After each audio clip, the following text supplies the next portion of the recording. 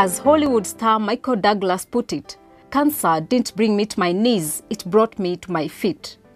This is the energy I notice as Waithera Kabiru unleashes a dazzling smile despite the drip hanging from above her bed to her right breast. With a beautiful, clean-shaven head, Waithera is full of life as she prepares to undergo a chemotherapy session. The 37-year-old says cancer has given her a second chance in life.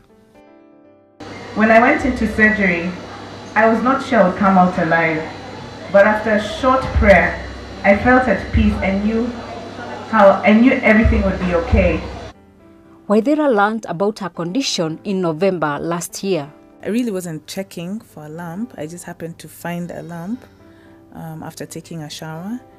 Well, I didn't even know it was a lump. It just felt unusual. And then I told my sister about it, and she told me I should go see an oncologist. I didn't even know what an oncologist was. I didn't know that is a doctor that deals with cancer.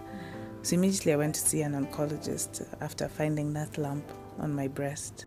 Waithera, who last year worked as the head of digital media at Capital FM before moving to Coca-Cola as the digital marketing manager for Central, East and West Africa, was quite aware of the numerous frequent campaigns reminding Kenyans to do self-breast examination. But like most Kenyans, she did not take the reminders seriously. I was fortunate I caught mine relatively early, but I believe if I had been doing my breast exams regularly, I would have caught it very early, and my course of treatment would have been very different. She knew of her condition when the cancer was already at stage 3. According to the Breast Cancer Organization, cancer tumors are described from stage 1 to 4, with 4 being a cancer that is most advanced. The way our lifestyles have changed today, it can happen to anyone. I mean, you, me, your sister, your cousin. So do those exams. For the men as well, I really want to advocate for not just breast cancer screening, but also just whole total body screening, doing your medical screening, so you can catch things early and be able to get cured. Talking from experience, treatment of cancer is very expensive. My whole treatment actually involves 3 different things. There's the surgery, chemotherapy, and radiation.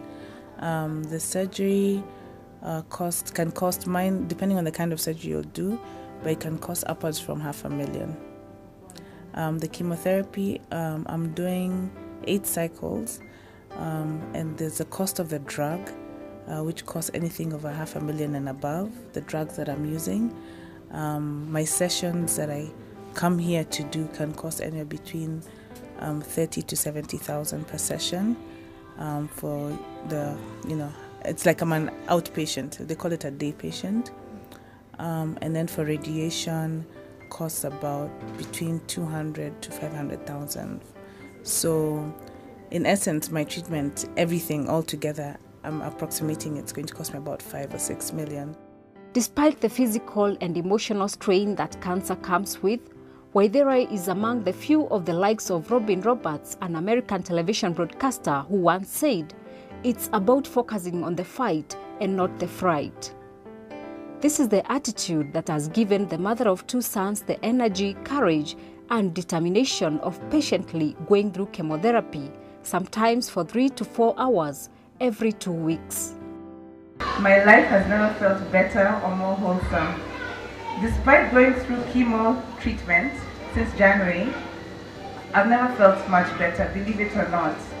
Yes, I have a long list of side effects, from hair loss, as you can see. My friends have nicknamed me Goldilocks. And in this weather, it's not very easy. I get very cold, so I wear a wig sometimes. I have insomnia, constipation, lack of appetite, back pain, chronic fatigue, the list goes on. But I can live with them. So every day I wake up and I now value the smallest things in life, and I'm so thankful for them. That's cancer for you. It keeps things in perspective.